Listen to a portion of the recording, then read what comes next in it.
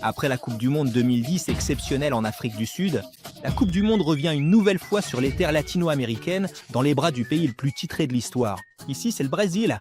Ici, c'est la terre de la samba. Ici, c'est la terre de la magie et de la beauté. Ici, ce sont les stades foulés par des légendes à l'appel.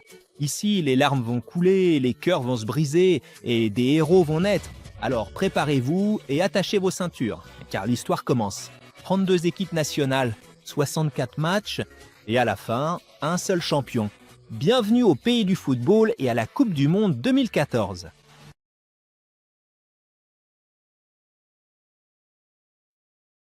Après que la FIFA a choisi le continent africain pour accueillir la Coupe du Monde 2010, c'est au tour de l'Amérique du Sud d'organiser la plus grande compétition du monde. Et le Brésil ainsi que la Colombie déposent leur candidature pour accueillir le tournoi. Mais la Colombie se retire de la course après avoir obtenu le droit d'organiser la Coupe du Monde des moins de 20 ans en 2011. Car ils pensaient qu'il serait difficile d'organiser deux événements d'une telle ampleur avec si peu de temps entre les deux. C'est pourquoi, le 30 octobre 2007, il est annoncé que le Brésil accueillera la Coupe du Monde 2014, devenant ainsi le premier pays d'Amérique latine à organiser le tournoi depuis 1978. Le tournoi qui s'est joué en Argentine, le mondial de Mario Kempes. Et c'est aussi la première fois dans l'histoire que la Coupe du Monde se joue 2 éditions de suite hors d'Europe. Passons maintenant aux équipes nationales qui vont participer au tournoi. Tu verras que 24 équipes sur 32 ont participé à la dernière édition. Et il n'y a que 8 équipes nationales qui ont changé. L'équipe de Bosnie, qui est la seule de ce tournoi à participer à la Coupe du Monde pour la première fois de son histoire. La Colombie qui fait son retour après 16 ans, précisément depuis le mondial 98 en France. La Belgique et la Russie qui se qualifient enfin après avoir échoué à plusieurs reprises depuis 2002. Et des équipes comme l'Iran, la Croatie, le Costa Rica et l'Équateur, dont la dernière apparition remonte au mondial 2006, participent à cette Coupe du Monde. Et l'équipe d'Ukraine était sur le point de créer la surprise lors des barrages européens et de se qualifier aux dépens de l'équipe de France, après avoir gagné le match aller 2-0 chez elle. Mais la France réalise une remontada et renverse complètement la situation contre les Ukrainiens en leur mettant 3 buts au match retour. Ainsi, l'Ukraine devient la sélection la mieux classée au classement FIFA à manquer la Coupe du Monde 2014. En parlant des barrages, l'équipe de Suède affronte le Portugal dans l'un des matchs de qualification les plus passionnants. Et après que le Portugal ait gagné le match aller 1-0, le match retour a été une véritable bataille entre deux légendes du football, Cristiano Ronaldo et Zlatan Ibrahimovic. Et Ibra savait que ce serait sa dernière chance de jouer une Coupe du Monde avec son pays. Il réalise donc l'un de ses plus beaux matchs internationaux et marque 2 buts au retour. Mais tous ses rêves s'envolent face aux missiles de Madère qu'on ne pouvait tout simplement pas imaginer une Coupe du Monde sans Mi. Et grâce au triplé de CR7, le Portugal décroche sa place pour le mondial. Et du côté arabe, l'équipe nationale égyptienne et le rêve de la génération dorée de se qualifier pour la Coupe du Monde s'envolent face au Ghana, qui inflige un 6-1 à l'Égypte lors du match aller. Ce sera donc la plus lourde défaite de l'histoire de l'équipe égyptienne en qualification. Et bien sûr, la victoire de l'Égypte 2-1 au match retour ne change rien au nom du qualifié pour le mondial brésilien.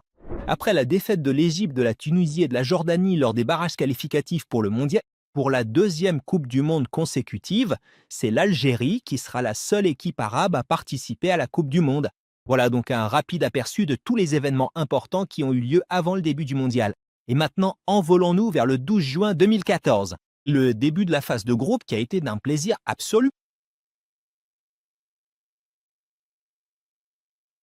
Le tirage au sort de la phase de groupe a et l'équipe du Brésil se retrouve à la tête du groupe A, accompagnée de la Croatie, du Mexique et du Cameroun. Le Brésil a connu une génération raisonnable, mais bien sûr, elle ne rivalise pas avec les générations précédentes en termes d'éléments. Mais ils avaient un nom qui a bouleversé le monde entier à cette époque. Neymar da Silva, le public brésilien avait une réaction très inhabituelle à son égard. On l'appelait autrefois Pelé des temps modernes, parce qu'il voyait en lui quelqu'un qui deviendrait quelqu'un de grand à l'avenir.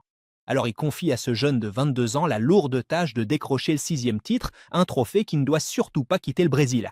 La phase de groupe commence avec le match d'ouverture au stade Corinthians à Sao Paulo entre l'équipe nationale brésilienne et l'équipe croate. Devant 62 000 spectateurs, l'équipe brésilienne n'attend que 12 minutes pour marquer le premier but du mondial, mais dans leur propre cage, faisant de ce mondial le premier de l'histoire à être inauguré par un but contre son camp. Un début difficile pour la Seleção.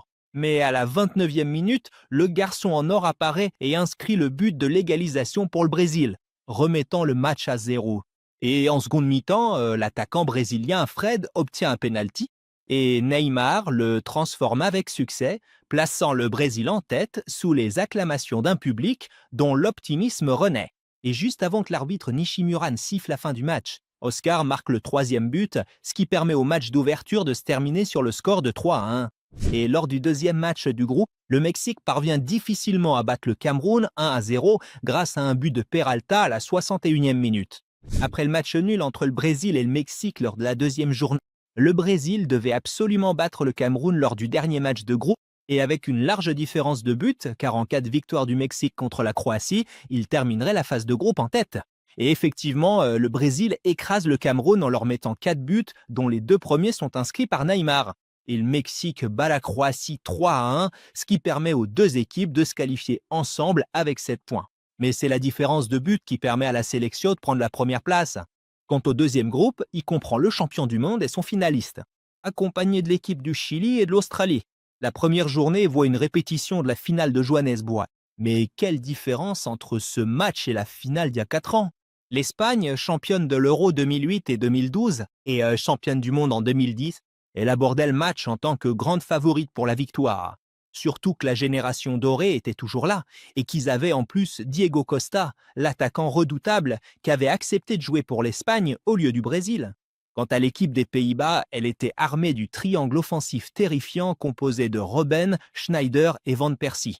Le match commence et l'Espagne joue son jeu, menaçant les buts des Pays-Bas à plusieurs reprises, jusqu'à ce que Diego Costa obtienne un penalty, transformé par Xabi Alonso à la 27e minute, ce qui fait que tout se passe comme tout le monde s'y attendait, à savoir une victoire de l'Espagne. Mais avant la fin de la première mi-temps, Van Persie, d'une tête plongeante, marque l'un des plus beaux buts du mondial. Et à partir de là, tout bascule complètement. C'est une véritable démonstration contre l'équipe espagnole en seconde période, menée par le duo Van Persie et Robben. C'est comme si Robben se vengeait de Casillas, qui l'avait privé du titre en 2010, en lui marquant un but de la même manière qu'il avait tenté de le faire en finale. Et les Pays-Bas l'emportent 5-1. Un score qu'aucun supporter espagnol, même le plus pessimiste, n'aurait pu imaginer. Et dans le même groupe, le Chili bat l'Australie 3-1, ce qui fait du match Chili-Espagne un véritable match de la vie ou de la mort pour la Roja. Lors de la deuxième journée, les Pays-Bas affrontent l'Australie dans un match qui a été d'un plaisir absolu. Après que les Pays-Bas aient ouvert le score 1-0 grâce à Robben, moins d'une minute plus tard, Tim Cahill marque un but d'une volée exceptionnelle et célèbre avec sa célébration iconique. En seconde période, l'Australie a voulu décrocher les 3 points et a vraiment tenté de surprendre. Ils obtiennent un pénalty que Jedinak transforme et voilà les Kangourous qui mènent 2-1. Une victoire de l'Australie aurait enflammé le groupe et ouvert toutes les possibilités lors de la 3e journée, ce qui aurait été en faveur de l'équipe espagnole. Mais les Pays-Bas n'ont attendu que 4 minutes avant d'égaliser grâce à un but de Van Persie. 10 minutes plus tard, le jeune de 20 ans, Memphis Depay, marque le 3e but et offre la victoire aux Néerlandais, ce qui attire alors tous les regards vers le Maracana et le match Espagne-Chili. Tout le monde attendait de voir une réaction digne d'un champion du monde après la déconvenue face aux Pays-Bas, mais la tâche n'est pas facile face à la sélection chilienne coriace, menée par Arturo Vidal et Alexis Sanchez. Le match commence et l'Espagne essaye de prendre l'avantage tôt dans la rencontre. Mais il était évident qu'il y avait un gros problème à la finition, et la Roja paye le prix de ses occasions manquées en encaissant un but sous les acclamations des tribunes, remplies de supporters latinos encourageant le Chili. Et juste avant la fin de la première mi-temps, le Chili double la mise et met Del Bosque dans une situation très délicate, le score restant inchangé jusqu'à la fin du match. Et le champion du monde est officiellement éliminé du mondial après seulement 2 journées, devenant ainsi le 2e champion du monde à sortir aussi rapidement de la compétition après l'Italie en 1950. La dernière journée n'a eu d'impact que pour déterminer la première place, que l'équipe néerlandaise s'adjuge après avoir battu Chili 2-0. Et l'Espagne bat l'Australie 3-0 dans le seul match où David Villa et Fernando Torres ont débuté ensemble. Comme si le choix de Costa au détriment du duo qui avait fait la gloire de la sélection espagnole ces dernières années avait été une décision malheureuse de Del Bosque. Et comme chaque Coupe du Monde doit révéler un nouveau joueur qui attire tous les regards, en 2014, c'est le Colombien James Rodriguez, 22 ans, et joueur de l'AS Monaco, qui était au rendez-vous. Un groupe composé du Japon, de la Grèce, de la Côte d'Ivoire et de la Colombie devrait logiquement être très équilibré. Mais James Rodriguez, avec 3 buts et 2 passes décisives, participe à 5 des 9 buts marqués par son équipe lors de la phase de groupe. et il place la sélection colombienne en tête du groupe sans aucune difficulté, devenant ainsi l'une des stars incontestées du premier tour. Et l'équipe de Côte d'Ivoire joue le dernier match contre la sélection grecque et un match nul lui suffit pour se qualifier en huitième de finale.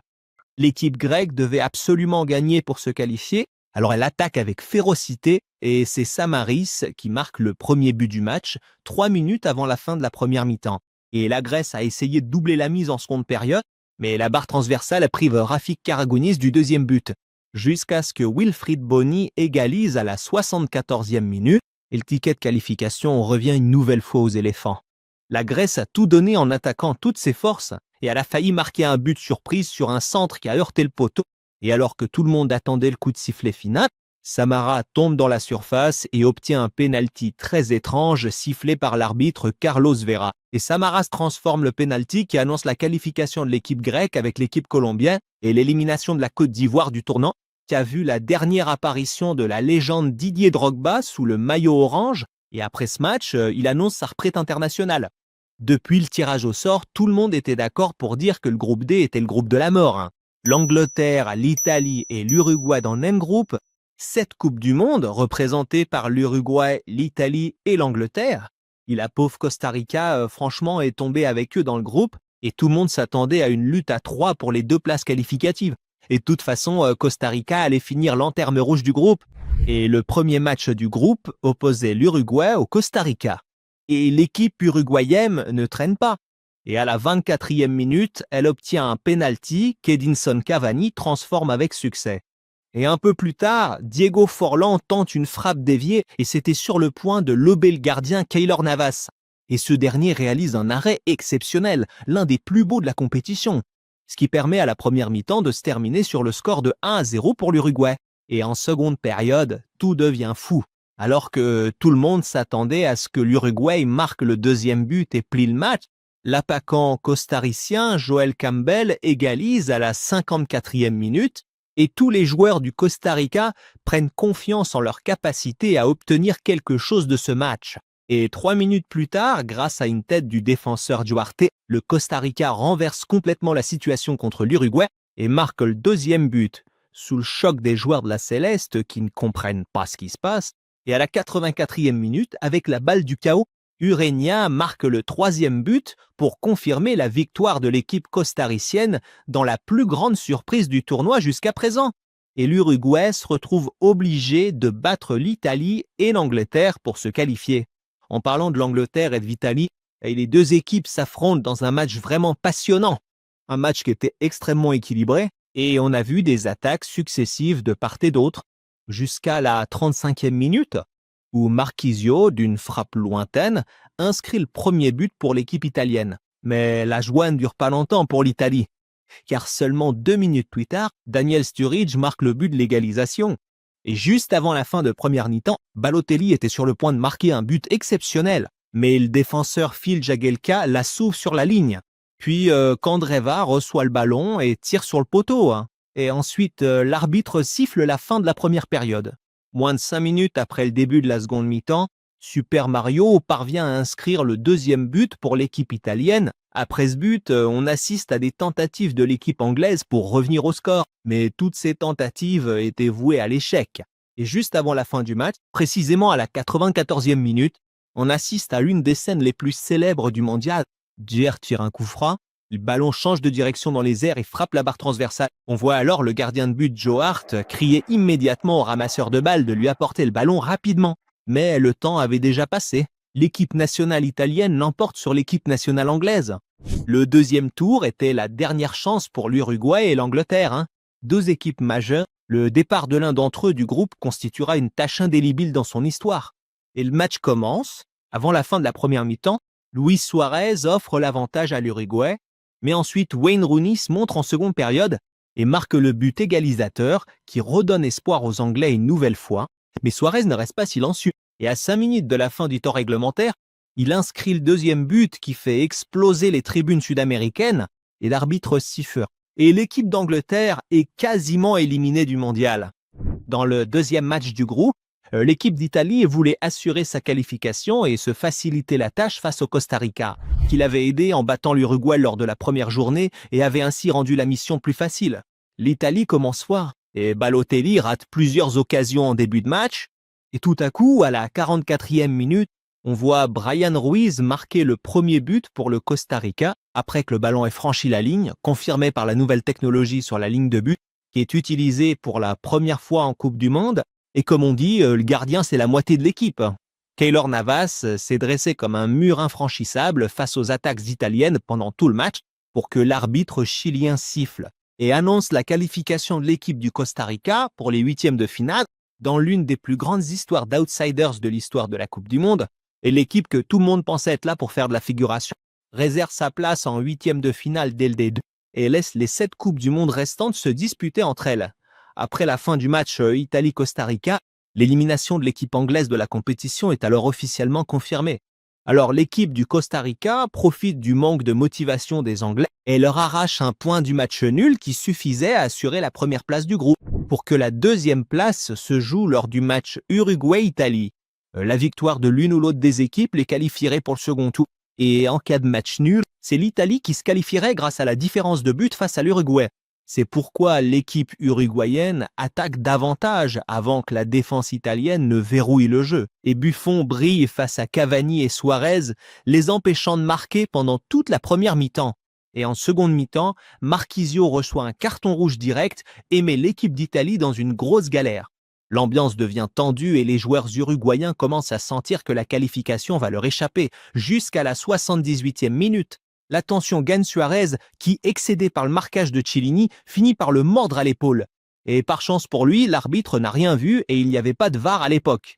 À la 81e minute, le capitaine Diego Godin marque de la tête le but précieux pour la Céleste. Un but qu'ils réussiront à conserver jusqu'à la fin du match. L'Uruguay se qualifie pour les huitièmes de finale, tandis que l'Italie, pour la deuxième Coupe du Monde consécutive, quitte la compétition dès la phase de groupe. La France, après avoir été éliminée dès la phase de groupe lors du Mondial en Afrique du Sud et en quart de finale lors du dernier Euro, cherchait à mettre fin à cette série d'échecs lors du Mondial au Brésil. Les Bleus, sous la direction de l'entraîneur Didier Deschamps, sont arrivés à la Coupe du Monde avec de jeunes joueurs comme Griezmann, Pogba, Matuidi et Varane, et des joueurs d'expérience comme le gardien Hugo Lloris, Olivier Giroud et l'attaquant Karim Benzema. Et avec un groupe composé de la Suisse, de l'Équateur et du Honduras, il n'a pas été difficile pour l'équipe de France de terminer en tête sans souffrir. Après avoir battu le Honduras 3-0 lors du premier match, il donne une leçon de football à la Suisse en leur mettant 5 buts inscrits par 5 joueurs différents, pour montrer que la France n'est pas là pour plaisanter dans ce mondial et s'assure la première place du groupe. Et l'équipe suisse se qualifie avec elle, ayant réussi à se remettre de la claque des 5 buts lors du deuxième match et en battant le Honduras 3-0 grâce à un triplé de Shaqiri. C'est d'ailleurs le premier et le seul triplé inscrit par un joueur durant tout le tournoi. Quant à l'équipe d'Argentine, elle se retrouve dans le groupe F, qui était sur le papier le groupe le plus facile, avec la Bosnie, l'Iran et le Nigeria. Et ça, c'était une vraie chance pour les coéquipiers Vlim, parce que la sélection argentine était bien moins forte que les années précédentes et ils avaient besoin d'entrer progressivement dans l'ambiance du mondial sans tomber sur une grosse équipe dès le début. Malgré ça, l'Argentine a souffert pendant les 3 matchs et pour te donner une idée, l'équipe a encaissé 36 tirs au cours de ces rencontres. Mais grâce à la magie de Léo, ils arrivaient à chaque fois à faire pencher le score en leur faveur. Il fait tourner les défenseurs en bourrique et marque le but qui confirme la victoire contre la Bosnie à la 65e minute. Et il inscrit l'unique but dans le temps additionnel face à l'Iran. Et dans le match le plus spectaculaire du groupe, l'Argentine affronte le Nigeria pour décrocher la première place. Et Léo ouvre le score dès la 3e minute, mais Ahmed Moussa, l'attaquant nigérian, égalise tout de suite après pour les Super Eagles. Et à la fin de la première mi-temps, la Pulga marque un coup franc exceptionnel, le gardien Victor Enyama se contentant de regarder le ballon entrer dans les filets. Et dès le début de la seconde période, le Nigeria égalise à nouveau grâce au même joueur, Ahmed Moussa. Mais l'équipe d'Argentine savait que perdre la rencontre la mettrait face à un adversaire difficile, l'équipe de France en huitième de finale. Alors sur un corner, Rojo marque le 3e but qui assure les 3 points pour l'Argentine avant que l'arbitre ne siffle la fin du match. Et les deux équipes se qualifient ensemble pour le second tour. Et l'équipe de Bosnie quitte la Coupe du Monde malgré sa première victoire en Coupe du Monde, obtenue aux dépens de l'Iran, qui est lui aussi éliminé du tournoi. Et si tu pensais que les surprises s'arrêtaient à l'élimination de l'Espagne, de l'Italie et de l'Angleterre dès la phase de groupe, alors viens voir ce qui s'est passé dans le groupe G. Le premier match a été explosif entre l'Allemagne et le Portugal. Tout le monde attendait de voir ce que Ronaldo allait faire, mais ce qui s'est passé, c'était un véritable carnage footballistique. L'Allemagne a détruit le Portugal en leur mettant 4 buts, et la star du match, c'était Thomas Müller, auteur d'un triplé. On aurait dit que la défense portugaise n'existait pas. Et en plus, le Portugal a joué à 10 après l'expulsion de Pepe, ce qui n'a fait qu'aggraver la situation. Le même jour, les États-Unis affrontaient le Ghana. Et moins de 30 secondes après le coup d'envoi, Dempsey marque le but le plus rapide du tournoi. Après ça, le Ghana a essayé de revenir dans le match à plusieurs reprises, jusqu'à ce qu'à la 82e minute, ils égalisent. Mais les Américains étaient déterminés à se venger de l'équipe ghanéenne qui les avait éliminés en huitième de finale lors du dernier mondial. Et ils marquent le deuxième but, celui de la victoire, à la 86e minute. L'Allemagne aborde son deuxième match contre le Ghana avec l'intention de valider sa qualification. Mais une véritable surprise footballistique va se produire. Car après une première mi-temps sans but, l'Allemagne ouvre le score grâce à Mario Götze à la 51e minute. Mais les Black Stars renversent la situation en 9 minutes et prennent l'avantage 2-1, sous les yeux d'un public allemand sous le choc, qui n'en revient pas de ce qui se passe, jusqu'à ce que Joachim Löw décide de faire entrer Klose à la 69e minute, qui marque immédiatement le but de l'égalisation de partout. Ce but fait de lui le meilleur buteur de l'histoire de la Coupe du Monde, à égalité avec le phénomène Ronaldo avec 15 buts, et le match se termine donc sur 1 point pour chaque équipe. De l'autre côté, le Portugal essayait de surmonter ce qui s'était passé lors du match contre l'Allemagne, mais là aussi ce n'était pas facile, surtout face à un entraîneur allemand de la trempe de Jürgen Klinsmann, donc forcément tu vas souffrir. Les États-Unis menaient au score 2-1. Et dans les toutes dernières secondes du match, Varela inscrit le but égalisateur à la 95e minute, et le Portugal arrache un point sans lequel il aurait officiellement quitté la Coupe du Monde, ce qui reporte donc la décision à la dernière journée. Et avant la dernière journée, l'Allemagne était quasiment assurée de se qualifier, et l'équipe américaine avait de grandes chances. Quant au Ghana et au Portugal, ils avaient encore un espoir, mais il était un peu faible. Le match entre l'Allemagne et les États-Unis était très tactique de la part des Américains, qui essayaient de finir le match avec le moins de dégâts possible en comptant sur un match nul entre le Ghana et le Portugal, où qu'aucune des deux équipes ne batte l'autre avec un gros écart de but. Mais Thomas Müller, comme d'habitude, était au rendez-vous et a marqué le premier et unique but de l'Allemagne à la 55e minute, ce qui a fait perdre l'équipe américaine, mais elle pouvait encore se qualifier si la différence de buts était en sa faveur. On passe donc au deuxième match entre le Portugal et le Ghana, et les deux équipes tentaient de décrocher la qualification en douce. Mais en même temps, les deux équipes compliquaient la tâche l'une à l'autre jusqu'à ce que Ronaldo marque enfin son premier but du tournoi, offrant ainsi la victoire au Portugal 2-1. Mais à cause du quadruplé de l'Allemagne, la différence de but ne profite pas à l'équipe portugaise, qui quitte donc la compétition prématurément. Et les États-Unis réalisent l'une des plus grandes surprises du tournoi, ce qui nous amène au dernier groupe, celui de l'Algérie, qui se retrouve dans un groupe très difficile avec la Belgique, la Russie et la Corée du Sud. Le premier match de l'équipe nationale algérienne était contre la Belgique, et beaucoup de gens s'attendaient à ce que la Belgique gagne facilement. Mais l'Algérie avait une autre idée. Dès la première mi-temps, l'équipe algérienne surprend tout le monde et marque le premier but grâce à un pénalty transformé par Sofiane Feghouli. Un but qui enflamme le stade de Belo Horizonte.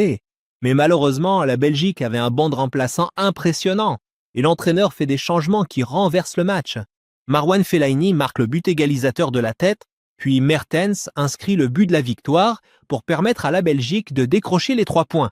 Mais cela n'enlève rien au fait que l'équipe algérienne a livré un excellent match, et c'était une performance très prometteuse avant les matchs décisifs. Quant au deuxième match, il opposait la Russie à la Corée du Sud. Une rencontre qui était très équilibrée. La Corée du Sud ouvre le score après une grosse erreur du gardien russe Igor Akinfeev, mais les joueurs russes parviennent à corriger l'erreur du gardien et inscrivent le but égalisateur.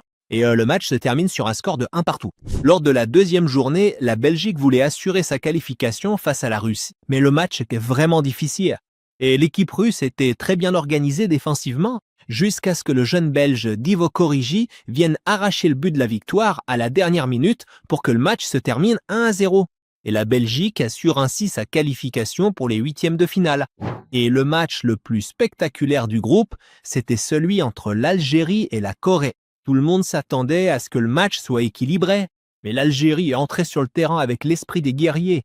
Et en seulement 38 minutes, l'Algérie a écrasé la Corée avec un triplé signé Islam Slimani, Alish et Djabou. Et l'équipe coréenne essaye de revenir au score et marque un but. Mais Yacine Brahimi tue tous les espoirs des Coréens et inscrit le 4e but, permettant à l'Algérie de l'emporter 4-2 dans la plus grande victoire arabe de l'histoire de la Coupe du Monde.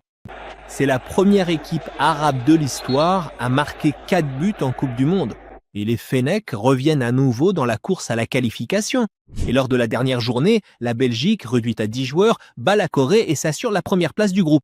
Et l'équipe nationale algérienne avait un match de la vie ou de la mort contre la Russie, dirigé par le grand entraîneur Fabio Capello. Et l'Algérie avait besoin d'une victoire ou d'un match nul pour se qualifier en 8e de finale. Mais l'équipe russe prend l'avantage très tôt avec un but de Kokorin à la 6e minute. Un but qui déstabilise un peu les joueurs algériens, hein. Mais on sait tous que ce sont les moments difficiles qui forgent les champions. L'Algérie a attaqué intensément et a tenté à plusieurs reprises d'égaliser. Et de l'autre côté, chaque attaque russe tombait sur un gardien géant nommé Raïs Mboli, jusqu'à ce qu'arrive la 60e minute et Yacine Brahimi tire un coup franc millimétré sur la tête d'Islam Slimani, qui marque le but égalisateur mérité pour l'équipe algérienne. Un score qui réussit à conserver jusqu'à la fin du match, et pour la première fois de l'histoire, l'équipe arabe algérienne atteint les 8e de finale. Ainsi se termine cette phase de groupe folle, où l'on a vu 136 buts en 48 matchs. Ce qui est à peu près le même nombre de buts que lors de toute la Coupe du Monde en Afrique du Sud. Et maintenant, direction les 8e de finale qui étaient d'un suspense incroyable. Les 8e commencent par un duel latino entre le Brésil et le Chili au stade de Belo Horizonte. Et bien sûr, le Brésil était le grand favori pour l'emporter. Mais il se méfiait énormément du Chili, qui avait réussi à éliminer l'Espagne, championne du monde, dès la phase de groupe. Le Brésil commence fort et met toute sa pression. Et effectivement, ils ouvrent le score à la 18e minute grâce à David Luiz après un cafouillage sur cornet. Mais l'équipe du Chili ne baisse pas les bras et égalise à la 32e minute après une erreur catastrophique de Hulk qui perd le ballon et le laisse à Alexis Sanchez qui le propulse puissamment dans les filets. La seconde mi-temps était vraiment pleine de suspense.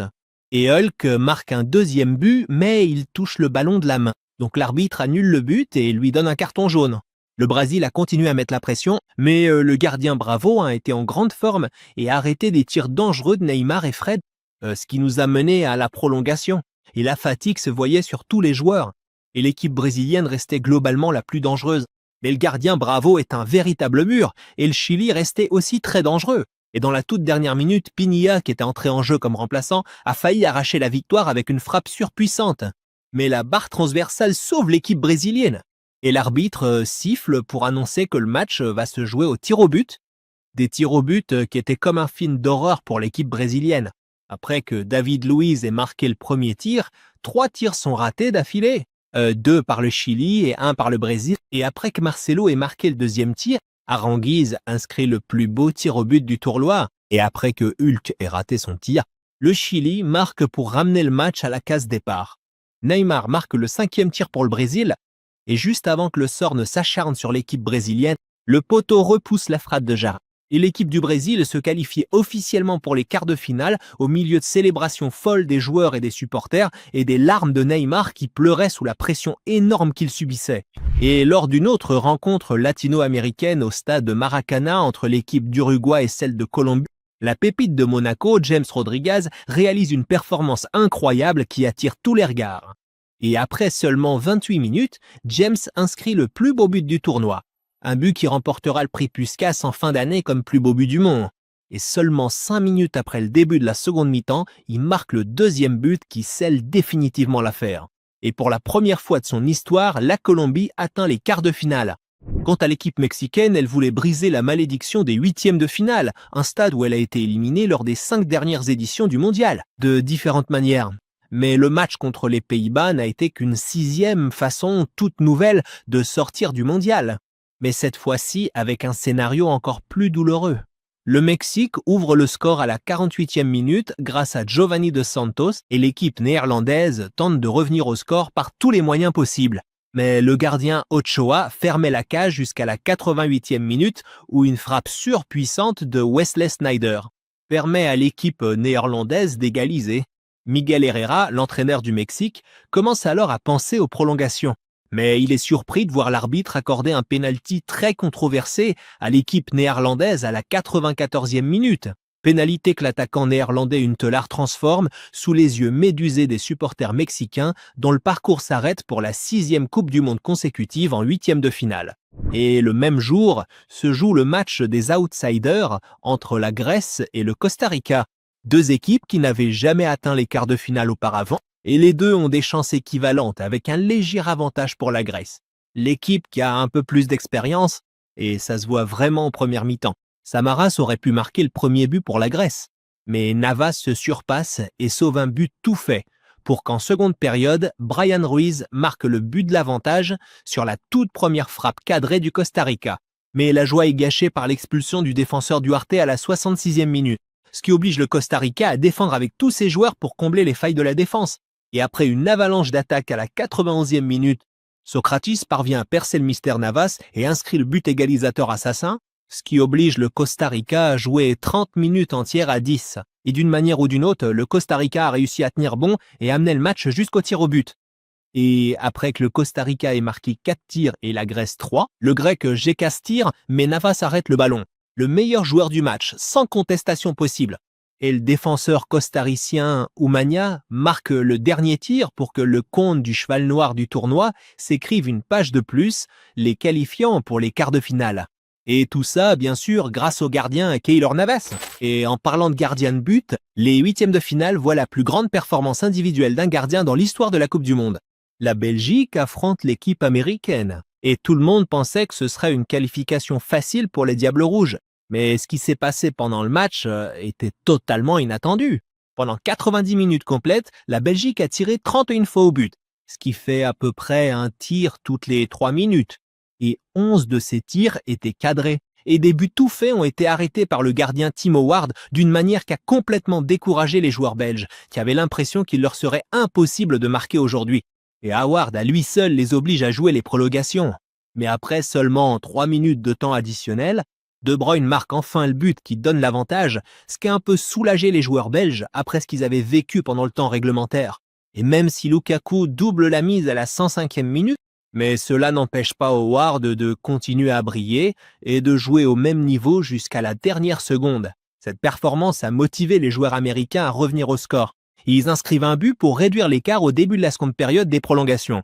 Et à la 114e minute, les États-Unis étaient sur le point de ramener le match à la case départ, mais le gardien Thibaut Courtois prouve que ce n'est pas seulement Howard qui reste concentré entre les trois poteaux pour que le match se termine et que l'équipe belge se qualifie, qui a eu besoin de 39 tirs au total pour arracher son ticket de qualification face à l'équipe américaine. Et malgré le résultat, Howard obtient la note de 10 sur 10 après avoir réalisé 16 arrêts. C'est le plus grand nombre d'arrêts réalisés dans un seul match de l'histoire de la Coupe du Monde. Et sa performance a fait plus parler que la qualification de la Belgique. L'équipe d'Argentine, quant à elle, a retenu le souffle de ses supporters lors d'un match épique contre la Suisse. Une équipe qui aurait pu prendre l'avantage à plusieurs reprises tout au long des 90 minutes, mais la chance n'était pas de son côté. Jusqu'à ce que l'Argentine, à la 118e minute, sur une passe décisive de Lionel Messi, marque le but fatal qui a coûté tant d'efforts. Et dans les toutes dernières secondes du match, Di Maria rate un but tout fait d'une manière vraiment étrange. Un but qui aurait pu emmener le match jusqu'au tir au but. Mais l'arbitre siffle et annonce la qualification, pas vraiment convaincante, de l'Argentine pour les quarts de finale. Quant à l'équipe de France, elle a livré un excellent match face au Nigeria, qui n'a pas réussi à suivre le rythme des Bleus pendant les 90 minutes. Et Pogba, Kaba et Benzema se procurent des occasions très dangereuses. Mais la chance et l'acharnement défensif des Super Eagles les empêchent de marquer. Jusqu'à la 79e minute, où Pogba profite d'une erreur de Victor Enyama et inscrit le premier but pour l'équipe de France, son tout premier en Coupe du Monde.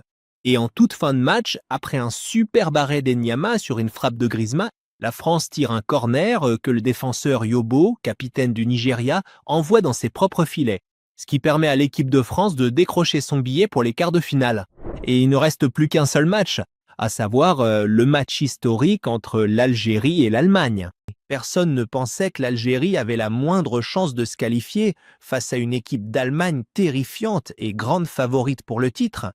Mais les Fennecs nous donnent une leçon de combativité qu'on n'oubliera jamais. Ils jouent un match de très haut niveau malgré la grande différence de moyens.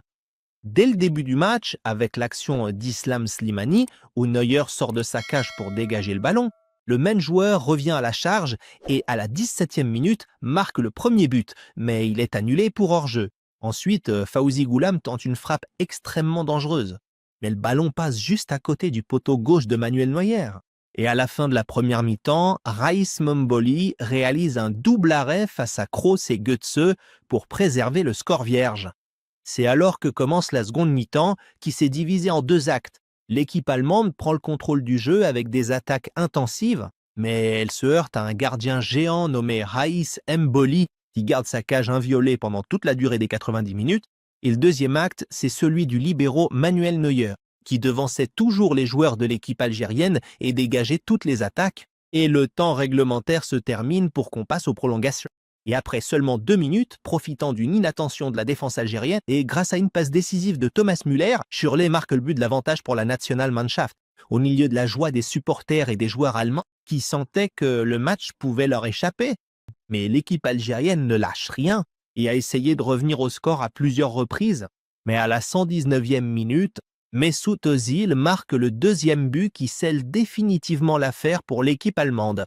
Mais le match refuse de se terminer sans récompenser l'équipe algérienne pour sa performance héroïque. Et à la 121e minute, Djabo réduit l'écart en inscrivant un but. Et juste après, l'arbitre siffle la fin du match et annonce la qualification de l'équipe allemande pour les quarts de finale et la sortie par la grande porte des Fennecs, sous la direction de l'entraîneur Vahid Halilhodžić. Et après ces huitièmes de finale étranges et incroyables, 3 jours plus tard, commencent les quarts de finale. Et plus personne n'était capable de prévoir ce qui pouvait arriver à ce stade de la compétition. Les quarts de finale commencent par le match Allemagne-France au stade Maracana, avec une affluence de plus de 74 000 spectateurs venus assister à cette finale avant l'heure. Et l'équipe allemande ouvre le score à la 12e minute, grâce à une tête de Mats Hummels qui inscrit son deuxième but dans ce mondial brésilien. Après ce but, on voit l'équipe de France avec une ligne offensive composée de Griezmann, Valbuena et Benzema percer la défense allemande à plusieurs reprises. Mais la véritable star du match, sans contestation, c'est Manuel Neuer, qui repousse 5 tirs cadrés et on a l'impression qu'il n'a même pas besoin de forcer pour arrêter les tirs, tellement il est sûr de lui et maîtrise la situation. Une confiance qui a découragé les joueurs des Bleus, incapables de percer le mystère Neuer. Et l'équipe allemande, pour la 4e fois consécutive, se qualifie pour les demi-finales.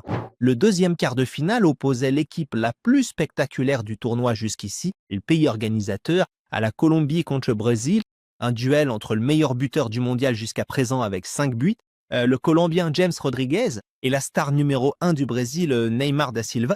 Le Brésil n'a pas voulu laisser la moindre chance à l'équipe colombienne de rentrer dans le match, et en cours de route, à la 7e minute, Thiago Silva marque le premier but de la Seleção avec une passe décisive de Neymar. La domination brésilienne s'est traduite par 11 tirs au but en première mi-temps, celui qui se termine par un score de 1-0. En seconde période, la Colombie a marqué le but égalisateur. Par l'intermédiaire du défenseur Yabis, mais le but a été refusé pour hors-jeu. Et pour la deuxième fois, encore grâce au défenseur, David Luiz marque un coup franc exceptionnel à la 68e minute.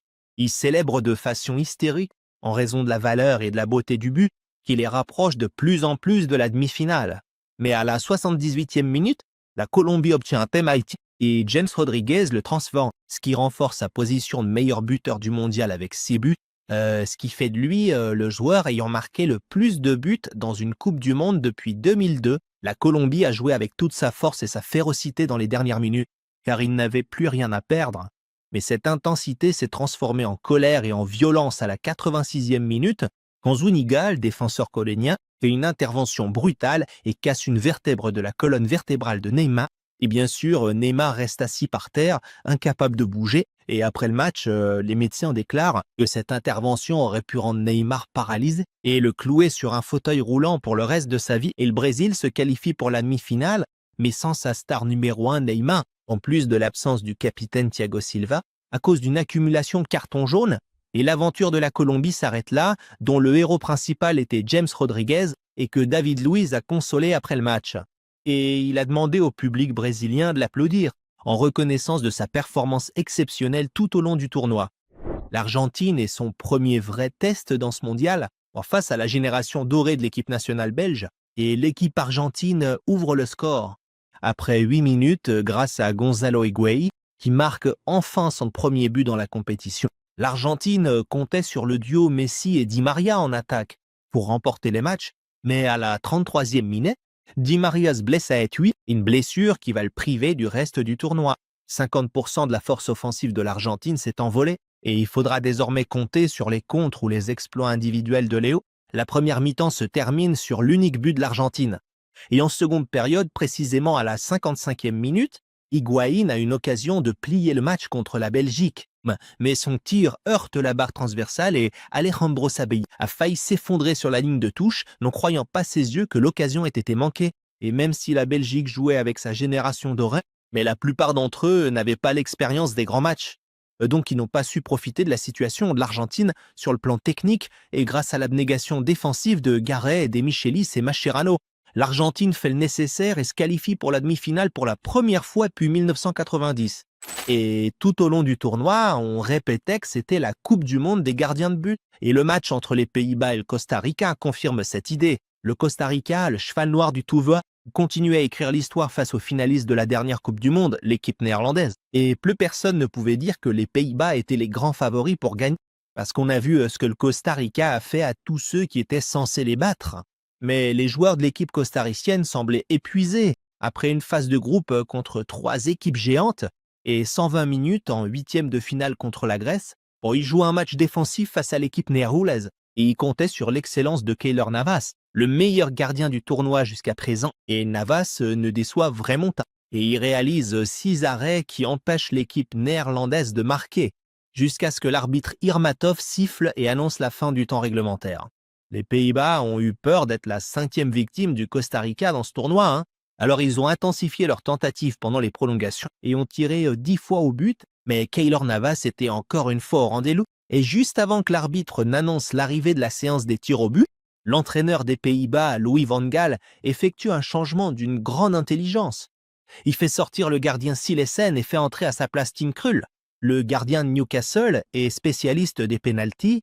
Et l'intelligence de ce changement ne résidait pas seulement dans le fait que son bilan était meilleur que celui de Silesen pour arrêter les tirs, mais aussi parce qu'il était certain que les joueurs du Costa Rica avaient très bien étudié le gardien titulaire et qu'ils avaient de grandes chances de le battre. Il leur fait donc entrer un gardien que personne parmi eux ne connaît vraiment sur la façon dont il réagit lors des tirs au but. Et le plan fonctionne vraiment, et l'équipe néerlandaise marque tous ses tirs. Et Tim Krul arrête 2 tirs pour réveiller le peuple costaricien de ce beau rêve qui a duré 23 jours. Et le carré d'or se complète avec 4 grandes équipes qui rêvent du trophée doré, désormais plus proche que jamais.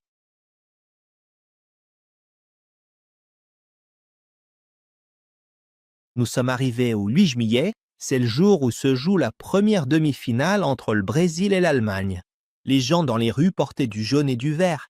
La musique battait son plein et tous les visages affichaient un grand sourire, car quand le Brésil joue un match, c'est la fête partout. Alors imagine quand il s'agit d'une demi-finale de Coupe du Monde, le Brésil sans Neymar ni Thiago Silva, mais les supporters avaient confiance en leur équipe nationale. On s'appelle quand même le Brésil et en plus le match est chez nous. De quoi aurait-on peur ?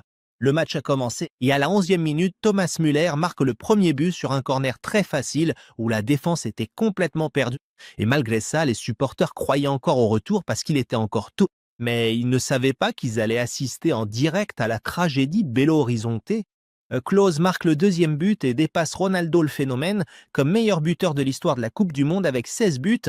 Puis Toni Kroos marque 2 buts coup sur coup en 2 minutes et Khedira inscrit le 5e but, tandis que la défense brésilienne reste plantée à regarder. Ce qui fait que l'Allemagne inscrit 5 buts en 18 minutes. Et le public brésilien entre dans un état de choc qu'il n'a jamais connu auparavant. Les enfants pleurent et les adultes n'arrivent même pas à regarder le terrain. Et des huiles retentissent tout au long de la première mi-temps pour protester contre la piètre performance de leur équipe nationale pendant le match. Et la seconde mi-temps n'a été qu'une suite du massacre footballistique et c'est pour l'Allemagne qui va trouver en position de faiblesse et de faire grâce. Schürrle entre en jeu comme remplaçant et marque le 6e but, puis le 7e d'une frappe en pleine lucarne. Et à la toute fin du match, Oscar inscrit l'unique but du Brésil. Mais il n'a même pas pu lever les yeux vers le public après ce but. Pour que la fête se transforme en deuil, et que le rêve de décrocher la 6e étoile devienne un cauchemar qu'ils n'oublieront jamais, où ils ont vu le Brésil humilié chez lui, subissant la plus lourde défaite de son histoire, et l'équipe allemande terrifiante devient le premier finaliste. Et au stade du club Corinthians à São le deuxième acte de la demi-finale de la Coupe du Monde entre l'Argentine et les Pays-Bas est en train de s'écrire.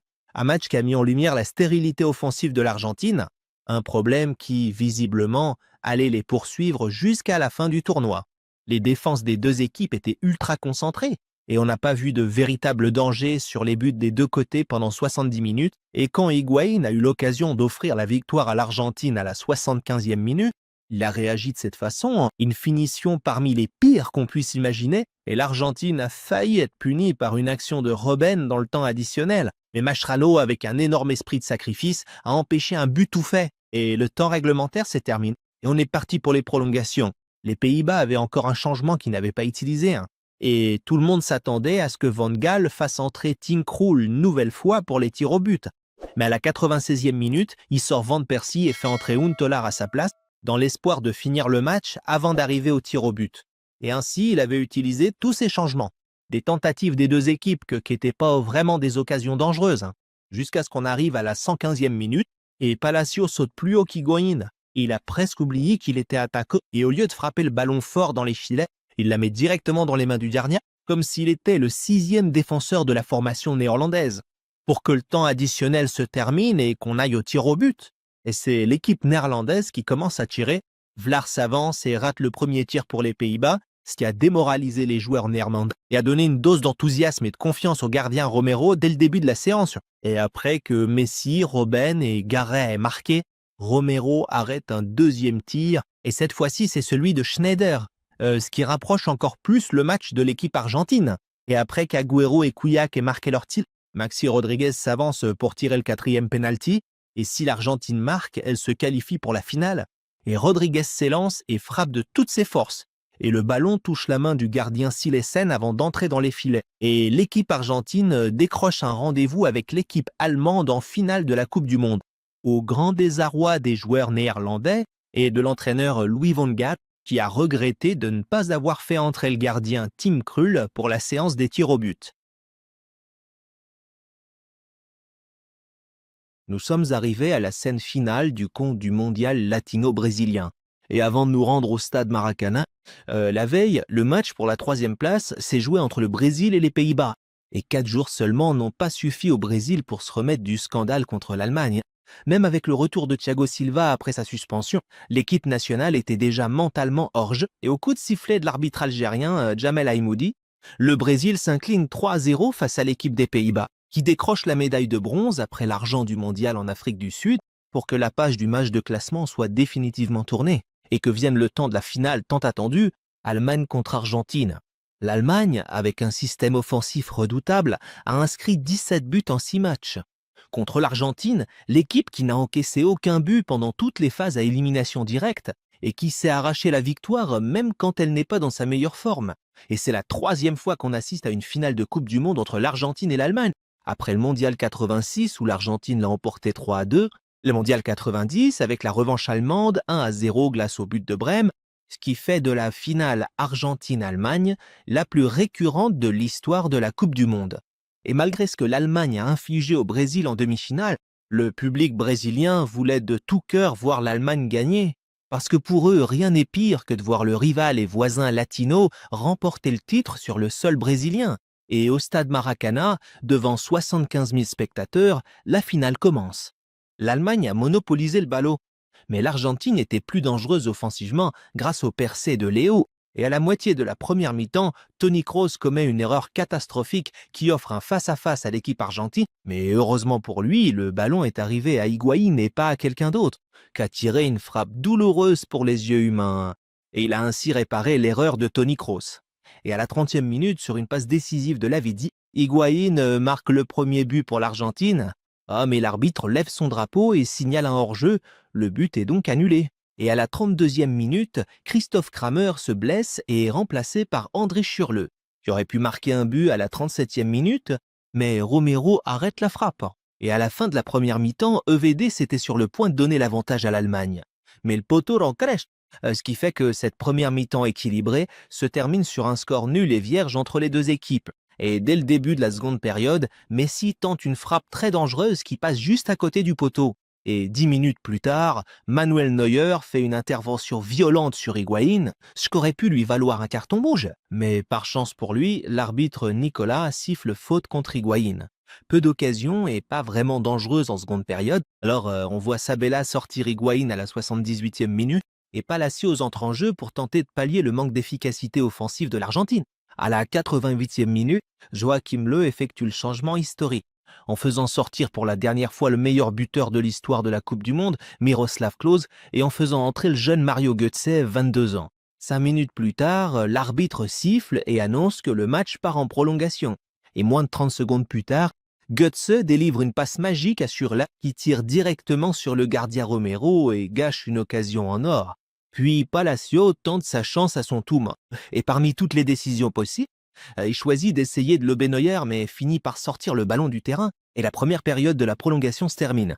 Et lors de la seconde période de la prolongation, et avant que le match n'arrive au tir au but, à la 113e minute, Schürrle rend l'appareil à Götze pour la passe qui lui est faite un peu plus tôt et lui centre directement devant Romero.